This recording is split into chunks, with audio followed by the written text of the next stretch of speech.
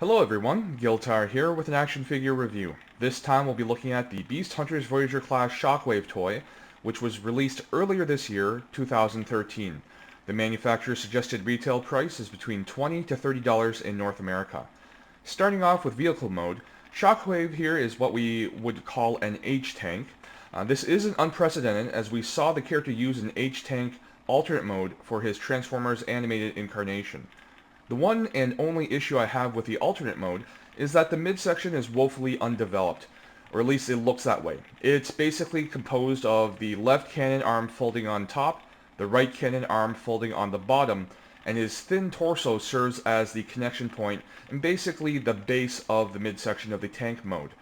There are purple plates that slide out from the chest to bulk up the midsection, but it only is effective from a more elevated view, basically top down. From the sides or rear of the tank mode, the toy looks really unfinished, really slim, and not very tank-like in my eyes. It basically looks like a mishmash of parts. Now some would argue this is a Cybertronian alternate mode, and I agree, but it doesn't really excuse what I look at as an unpleasing looking alternate mode. Now moving on to the accessories, I'll be right back with the Beast Armor components. And here we are with the accessories. And they're the only accessories that come with this toy. They're basically three attachments, two of which are claw-like components that go on the front of the treads. They go onto the shoulders in robot mode. And then there's a sort of chest piece that goes onto the front of tank mode or alternate mode, and then obviously the chest of robot mode. They're made out of a soft PVC-like material, and really, to me, I'm not really getting where this is coming from.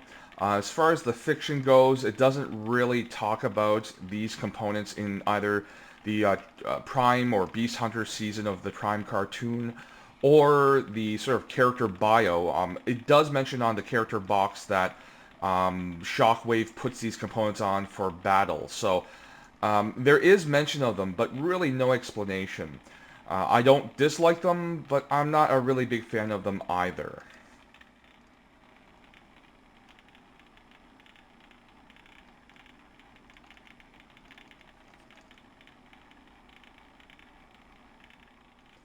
The transformation process is quite simplistic. This may please some, but could be disappointing to some others.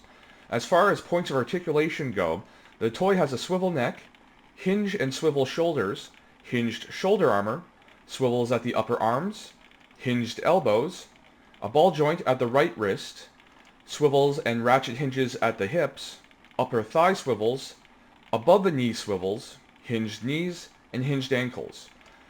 One final detail before I go into the overall thoughts of this toy. The cannon arm, called a hyperflux cannon on the toy packaging, has a gimmick that works in both robot and alternate modes. Basically, you press the top lever of the cannon down, and the cannon's barrel will split open and spin, revealing a transparent red plastic effect part. Now for my overall thoughts on this toy. I'll start off with the positive points. First of all, I really like the sculpt in robot mode. I think it's a great representation of the character model from the cartoon. The light piping from the mono eye is actually quite effective. It brightly lights up with minimal amount of light in the area. The arm cannon gimmick is something that I actually like, and I'm someone who doesn't normally really like gimmicks like missile launching weapons and things like that. But the arm cannon is simple, effective, and fun without being obtrusive. I also really like the stature of the toy in both modes. It really gives a significant physical presence to anybody's display, and it really adds to the feeling of the Shockwave character, visually speaking, on your display shelf. Now moving on to the negative points. The alternate vehicle mode, I can't get into it. I like the idea of the H-Tank. I like the idea of a Cybertronian or an alien vehicle form. However, the scrawny looking and unfinished looking midsection really detracts from the visual impact of the otherwise interesting and intimidating alien tank form. Now, connected to the issues with the midsection area is basically the transformation process is very simplistic, and that in itself is not bad, but the toy's transformation can be summed up as the following. You basically swivel the head around, you fold both arms to the front and back of the torso, you squat the legs and fold the feet down. and you fold up the rear backpack into the treads. Aside from that, there's really not much more to the transformation process. It's something that I really just can't overlook for a Voyager class toy. With the larger budget that these toys have, with the more material and points of articulation and joints to work with, to me it's a very lackluster transformation. And again, it is connected to the, in my opinion, poor looking alternate mode. Now, the articulation is limited, despite having many areas or many joints of articulation. The swivel neck, combined with the low-seated placement of the head, creates basically a toy that can only look straight ahead or to the left or the right. It can only look up or down if the torso is pointed up or down. And the lack of any sort of torso articulation further hinders the sort of personality of the head sculpt, because again, it is very limited in terms of how it can be posed. Now, if the toy is posed in a non-neutral stance, the lack of rocker ankles, or basically sideways pivoting movement at the ankles, combined with points of ratcheted joints like the hips, and the lack of a waist or torso joint, creates poses that often lack subtlety. This creates a toy that either can be posed in a neutral way or in fairly exaggerated poses for the most part. Relatively speaking, there aren't that many poses that you can really create some sort of nuanced personality. The one that I'm showing on camera now is one of the basic poses that I could figure out that doesn't make Shockwave look like he's doing some sort of like lunging attack pose or something to that effect. Now, this isn't a negative or necessarily a positive point, but I will bring up the accessories.